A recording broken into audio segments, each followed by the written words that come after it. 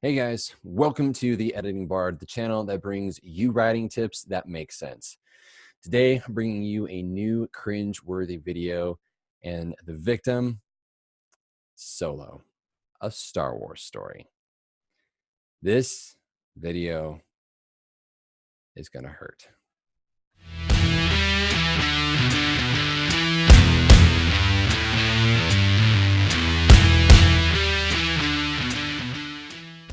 Before we get any farther, let me just say there's going to be spoiler talk. I haven't actually done that mention in any of my other videos, and I probably should have.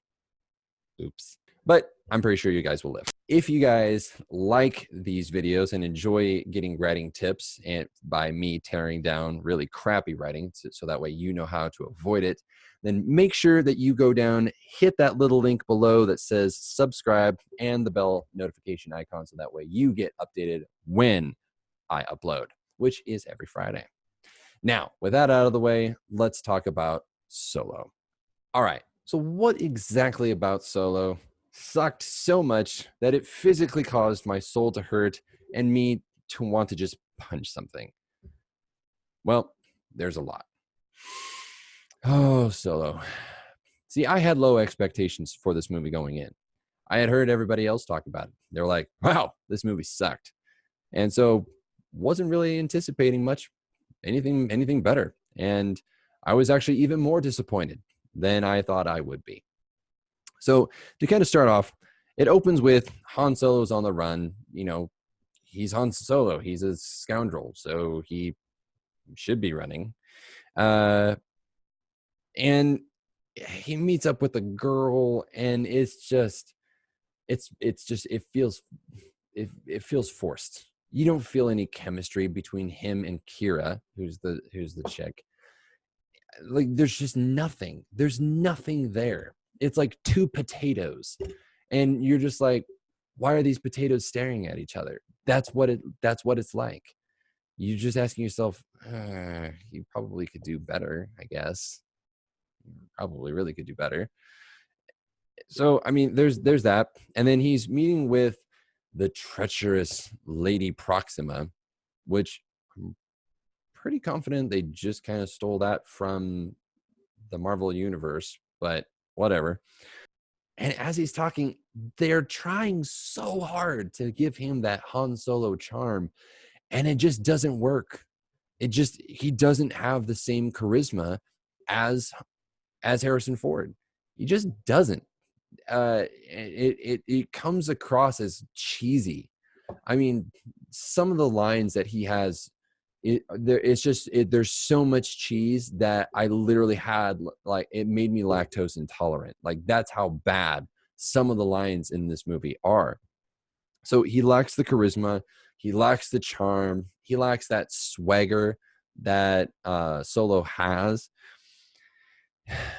And so lacking those for a character isn't super great.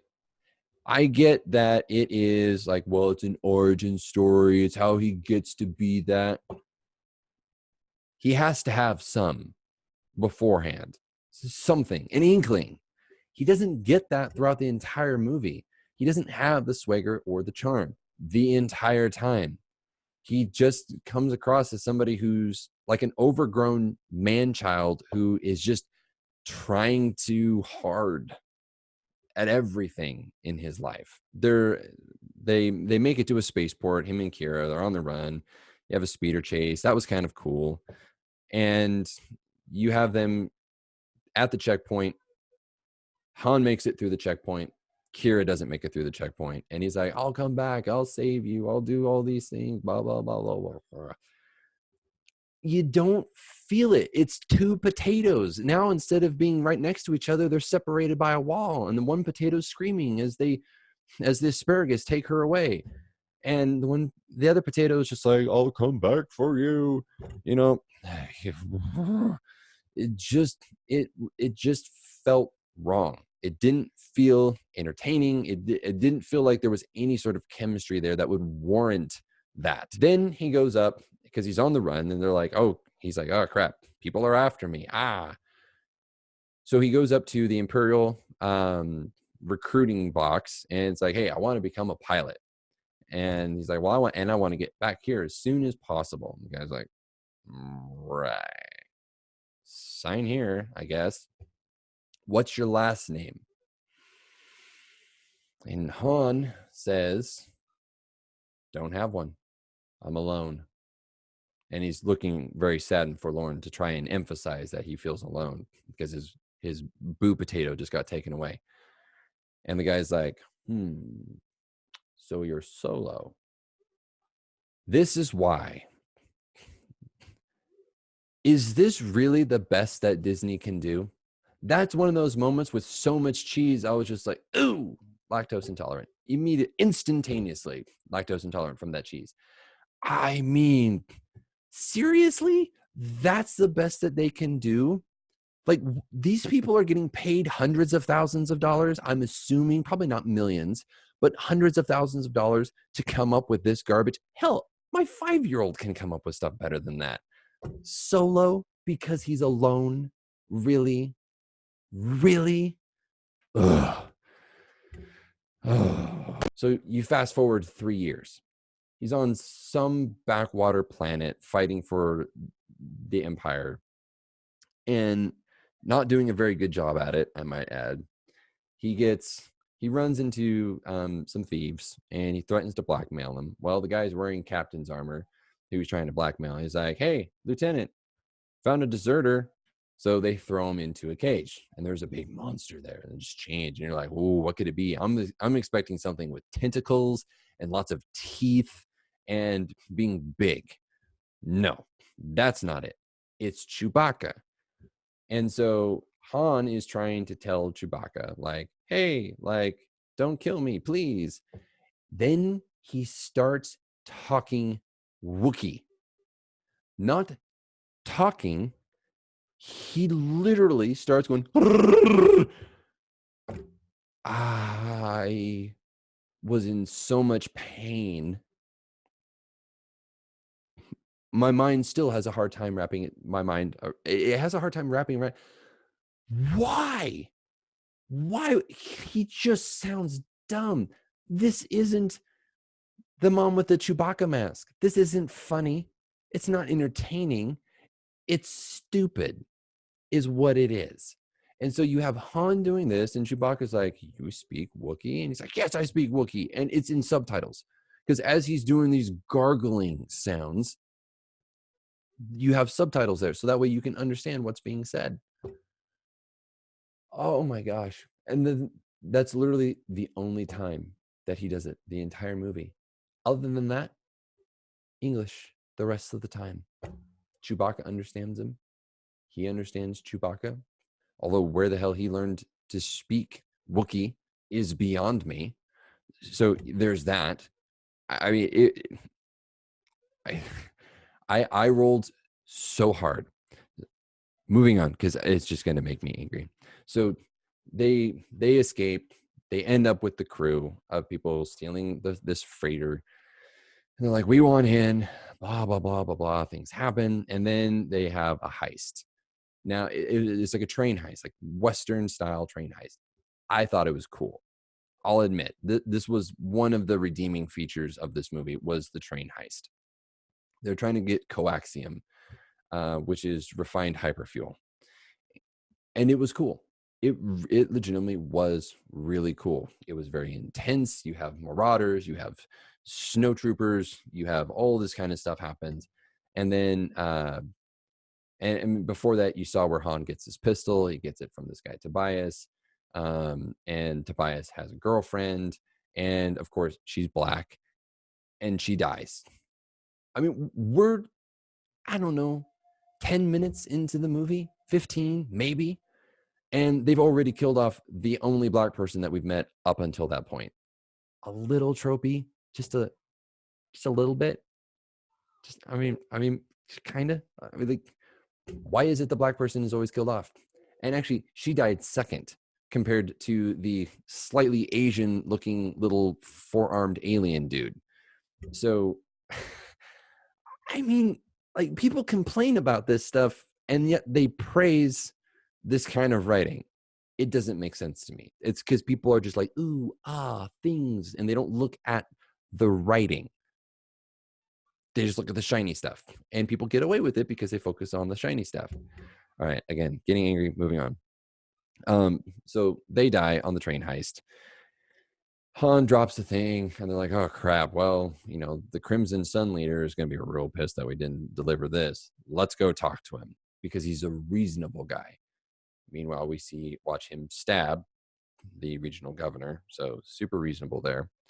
And then we find out that Kira works for Voss, because she had to get off the backwater planet of Corellia somehow, without Han going back to rescue her. So the potatoes are reunited, and there's just nothing there. I mean, absolutely zero chemistry between the two. And it's just awkward, and it's forced. So they're like, okay, we need to get more coaxium, but we need to get it from Kessel. Are you seeing where I'm going with this? Yes. They have to explain what the Kessel Run was, because who wants mystery? You know, who wants to just leave things and be like, you know what? Yeah. It adds an air about him that is just intriguing. Nope, we're going to explain it away, because everybody obviously wants to know what this is. So we're going to drag it out. The fastest run of the Kessel Run, we're going to drag it out. But we haven't even gotten there yet.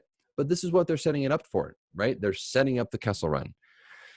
So they need a pilot. They go to Lando. He plays Lando. And you're like, this is where he wins the Falcon. Nope, he loses because Lando's a cheat. Go figure. And then we meet L3, who's the sassy SJW robot. And for those of you who are not aware, SJW is Social Justice Warrior. And she's just like, robots we're sentient, you're barbaric, you should let us free, all this kind of stuff. And I'm just like, really? This is what the character is? I mean, why? Like, they're just trying. I think that's what it is. They're seriously, they're just trying too hard. So I mean, again, eye rolls so hard I almost got a headache. Then you go out and you see the Falcon. Falcon doesn't even look the same. You're like, I'm pretty sure that it's not quite so narrow and pointed, that it's a little bit wider and doesn't have the gap in the middle. And so you're looking at it and you're just like, it doesn't look the same. So again, little things pull me out of the experience for it. I was like, they have to make it into the Falcon somehow, but this looks like a different model of ship. It looks too narrow at the front than the other one does, because it was fatter. They get on the ship. Han's looking at the ship. He enters into the cockpit with Lando. He's like, yeah, I'm really familiar with these ships, because reasons. My dad used to work on them. Same model, actually. Of course he did. Of course his dad worked and built these types of ships, and that he would be uber familiar with how these ships run, because he obviously had a great relationship with his dad. It doesn't even come into play. It's stupid stuff like this that just irritates the bejesus out of me, because it's a plot convenience. Of course his dad worked on these exact model ships, and so Han obviously knows everything about this type of ship, because he has to, because it's going to be his ship. We all know it's going to be his ship at some point. So it's just, that kind of writing is just lazy. It's lazy writing. Lazy. You've going through a whole big thing on Kessel. You see other Wookiees, and Chewbacca goes to save them. And it looks like a bad gorilla costume. They don't even look like Wookiees. They look like they went to the freaking Party City or dollar store, got one of those monkey masks, took some ugly shag carpet, from the 70s, wrapped them around it, and then was like, go into these caves and just go and hopefully things will happen and you'll be saved. That is what it looks like. So not only are the visuals just fugly beyond reason, the writing through that is just poor. It's just poor writing. It's plot convenience after plot convenience to finally the sassy robot L3 gets destroyed. She gets shot, obliterated. And then Lando has this weird emotional attachment to this robot that you really don't see up until that point. You see him interacting with her, and it's kind of just like, ugh, this is the robot that I have, and I can't wipe her because she has the best navigation database in the entire system, apparently. And then he's just like crying over it. He's just heartbroken for her. And you're like, I feel like you guys had a weird relationship that maybe wasn't entirely healthy. That's what it comes across as. It just comes across weird. It just gave me creep factors, right? So Sassy Robot dies. I felt nothing for Sassy Robot dying. I was just like, thank you. Now we can stop hearing her talk about liberating robots from their master overlords. Like, ugh. So then they do the Kessel Run. Then they're like, we have to make it to this planet or we all die. That's basically the premise of it. Well, there's a blockade. And so they have to go through the maelstrom, which is things that are happening. Maybe it's because I blocked it out, but I didn't quite fully understand what the maelstrom was. It was like a star building thing, I think. But for some reason, there's perfectly formed tubes that a star destroyer can fit inside. Why those are the only tubes, I don't know, because it's solid swirling gases. I don't understand it. Then we see them doing this. They take off because TIE fighters are chasing them, and they're trying to escape, and then they end up in this black void. And there's a big tentacly monster finally that has electricity for powers, I guess. It's chasing after them while they fire the escape pod. And it just so happens the escape pod is right smack dab in the middle. Now it looks slightly more like the Falcon. They have to do all this stuff. Needless to say, they make it, right? But it's just, it drags out for so long. I mean, if I timed it, it would at least have to be half an hour. And I'm like, if this is the Kessel Run, I would imagine that it would go a little bit faster. Like in my mind, if you do it in 12 parsecs versus the 20 to 24 parsecs that it normally takes, that you're not going to show that much time. Doesn't make any sense to me. So you have that. Tentacly monster dies, almost pulled into a gravity well, use some of the coaxium to rocket themselves out of there, which is exactly what happens in Star Trek. They discharge the one of the cores, detonate it, and they take out. It's the same thing. Disney is just stealing different scenes from slightly better movies.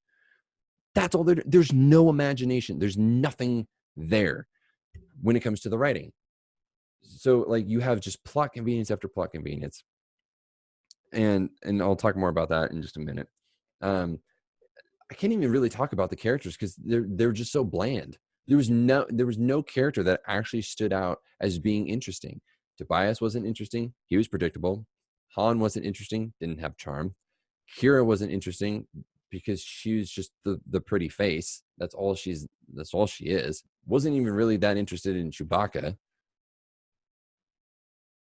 Wasn't really interested in Lando.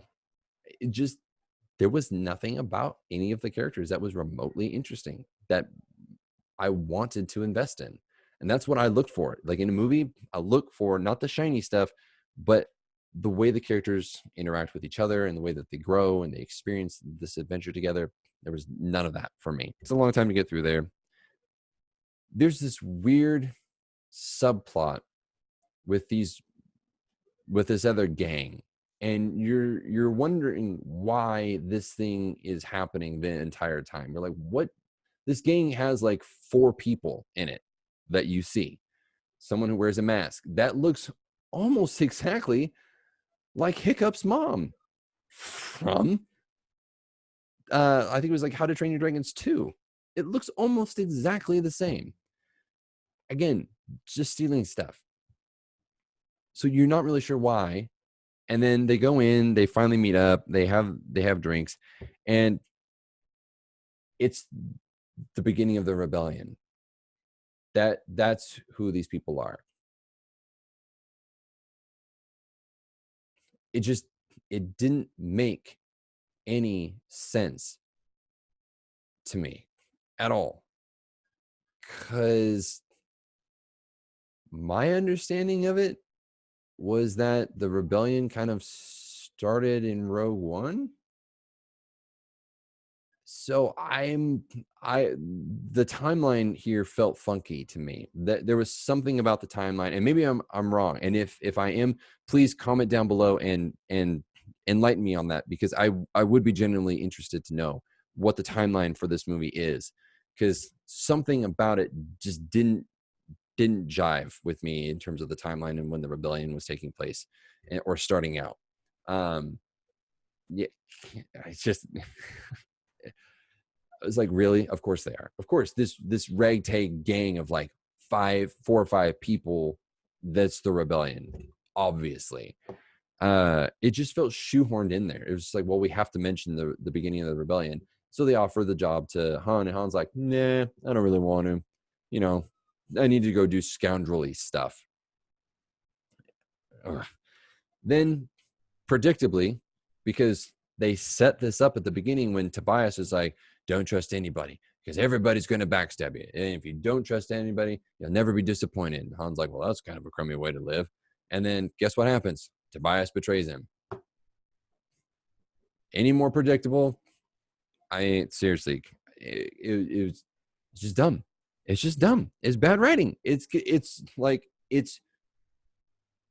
putting a giant spotlight on like, hey guys, this isn't going to happen, but in case it did, we'll have foreshadowed it at the beginning, right?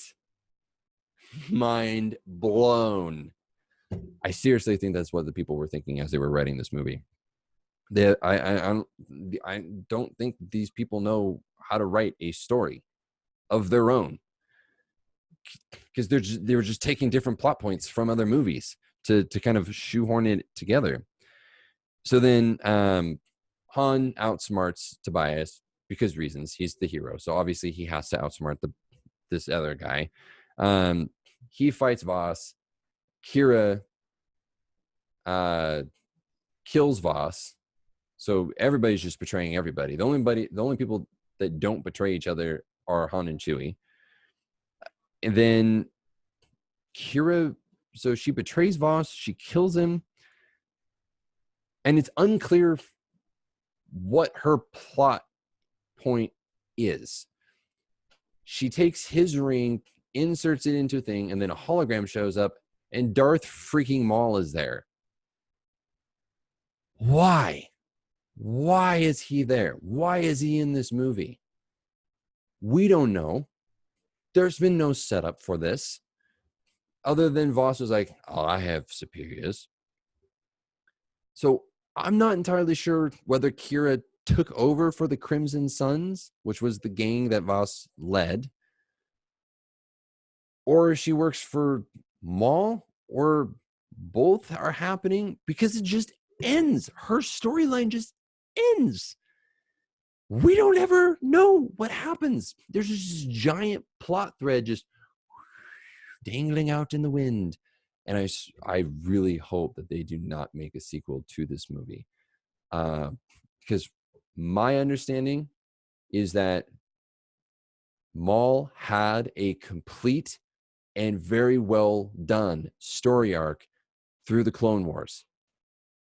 So Disney better not go and F that up and retcon all of that. One, they're gonna piss off a lot of people if they do. Two, it's not needed. And then just in case you didn't know who this was, with the red face and the horn sticking up out of the head, the dark, sinister voice, and clothed all in black, he turns on his lightsaber. Because maybe to be more intimidating. I'm pretty sure it was just showcase like, hey, I'm Darth Maul. I seriously don't know why these people get paid so much. And then at the end, we see where Han finally wins the game against Lando, wins the Falcon, takes off, and he's like, "Are you ready, Chewie? Let's go." And the ending was probably the best because that meant it was over and my suffering had ended. That's what the ending meant. So, what's the rank of this movie? This movie is not as bad as The Last Jedi. So it can't be cringe apocalypse, but it is a super cringe. It's where it hurts your soul, where you watch it and you're just like, I just feel dirty. I just yeah. It's super cringy. Cheese that will give you instantaneous lactose intolerance. You have meaningless potato romances between characters. I mean, really, all of them were potatoes, maybe different, varying degrees of potatoes. Uh, it just didn't work. The writing was just so poor and so amateur. It didn't make for an enjoyable movie. You have plot convenience after plot convenience, and then you have then they're trying to explain things that no one that I know of cared about. Why is Han's last name Solo? No one cared. Everybody just assumed it was his last name because Luke had a last name, Skywalker. Han got Solo because he was alone. Was Luke, was he walking the skies beforehand? No.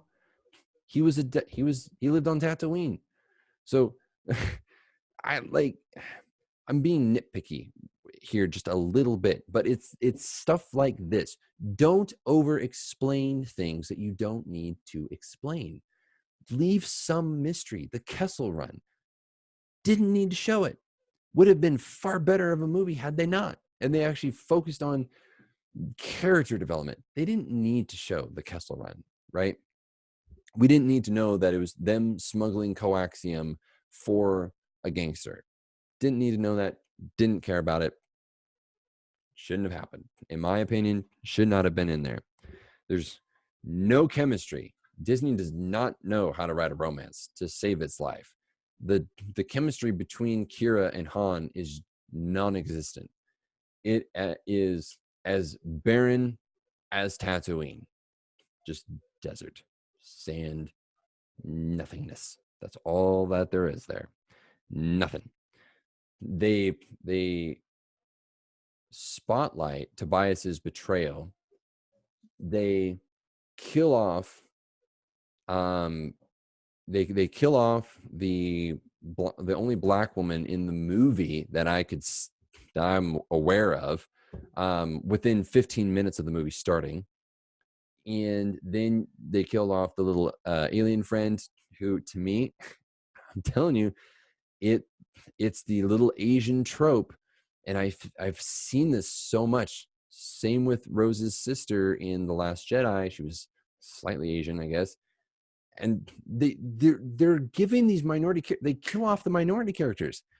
Boom, done. Nobody bats an eye about it. They tried to have the Kira be kind of a stronger female character, I guess. It just didn't work.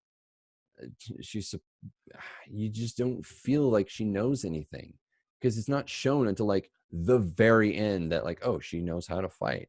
When did that happen? We don't know.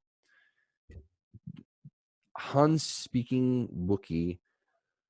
Oh, that was probably the worst moment of the entire movie, was when he just starts gargling as Chewie's trying to kill him. Like, I would have just preferred Chewie to kill him. It would have ended the movie. It would have just been, it would have saved me a lot of suffering. Basically, all I did during this entire movie was just ask myself, what the actual F is happening in this movie? What is this movie about? It did not have a plot. It did not have a plot to it. Because, and you see that because when it ends, you don't feel like you've actually done anything. You don't feel like you've gone on a journey with the characters. When you're writing out a story, you need to make sure that you have a plot, not just a concept, right? Don't say, oh, you know what would be really cool if we just show all of these things and people will magically love it because it's Han Solo. That is essentially what Disney did. They're like, we have a story that we'll just throw stuff together and we'll take a little bit from here, we'll take a little bit from that movie, we'll take a little bit from this movie, and then we'll just slap a Star Wars label on it and people will just fall over themselves. That is not what makes a good movie. A good movie has a plot. A good movie has a storyline. A good movie has interesting characters that start in one place and grow and end up in another place, usually. Or there's a very good reason why that character has not grown. Maybe they've refused to grow and they're just like, the world's changing around me. Screw it. I'm staying here. This is where I'm planting my flag. You can at least respect a character for doing that if it's done well. This movie doesn't do any of those things because you have Han, who is just, because it's the name, they're just expecting people to love him. They don't build his character up. They don't show Han as we know him. They don't set up the Han as we know him. They just don't. It's lacking. He's lacking the charisma. He's lacking the personality. He's lacking the charm. You expect more from him. You expect him to be a little bit more competent, and he's not. And so when that set of expectations is there for your characters, you have to be very careful because people aren't going to like it. They're just not. You have to ramp up plot threads. Go figure. You have to actually tie loose ends up, not add them at the last minute. In the last, I don't know what it was, in the last 20 minutes of the movie, maybe, where Kira takes the ring and so it's like, is she running the Crimson Sun? Is Maul running the Crimson Sun? She works for Maul. What is happening? And then she just flies off into the sunset. That's how her storyline ends. Don't do that with your characters. It angers people when you do that with your characters. You have to have resolution. There's no resolution at the end of this movie because you don't know, because the plot point is so weak. The whole plot point is the coaxium, the hyperfuel. That's it. That's the plot point. That's what drives this entire story. That's what it revolves around, is little vials of hyperfuel, unrefined hyperfuel that they then have to do the Kessel Run for. It was plot convenience after plot convenience. And it just means that everything happened because it had to happen in order to get to the end of the movie. And there's a big difference between having a plot line that the characters go on and you feel like it can kind of go either way. Like when you're watching Lord of the Rings, you have a plot and you're always questioning at what point, like, is this, what's going to happen here? What's going to happen here? What's going to happen here? What's going to happen here? I never did that in this movie because I knew exactly how it was going to go from a storytelling perspective overall, that he was going to escape. He was never going to get back there because it was 3 years later. And it was like, boom, boom, boom, boom. So they have to show these things because they have to explain it to you as if you're not intelligent enough to put two pieces together. This movie insults your intelligence. Lord of the Rings doesn't do that. What Lord of the Rings does is it tells you a bigger story, and it doesn't explain everything to you. It doesn't explain to you why Sauron is powerful. It doesn't explain to you why Gandalf is powerful. It doesn't explain to you why Galadriel is powerful. They simply are. And that is what you're left with. In this, everything is dumbed down for you to make it easier for you to digest. It's mental soup. That's all it is. It's mental soup. That's why it's just super cringy. It's just awful from a writing perspective. Visually, really cool visuals. I mean, really, that's the only thing that I can give for the Star Wars movies in general, is that they have some good visuals in this latest trilogy. Great visuals, really crappy writing. I would love to hear your guys' opinion on Han, a Star Wars story, because it's one of those movies that it's going to be super hit and miss for people. Keep it civil, please, because like I may be hating on it and the from the writing perspective of it, but people enjoyed it for purely the entertainment, and that's okay. So, but be respectful. But I want to hear, what was it that you guys liked or disliked about it? I want to know. Let's commiserate together, right? If you hated it, we will commiserate. If you loved it, we'll tell you why you're wrong in a very loving way. And you can tell us very lovingly why we're wrong and why it's the best movie since sliced bread. So thank you guys so much. Remember, if you haven't subscribed, go down, hit that subscribe button, hit the little bell. That way you get notified when I upload videos, which is every Friday. I will look forward to seeing you guys next time in the next cringeworthy video. Take care.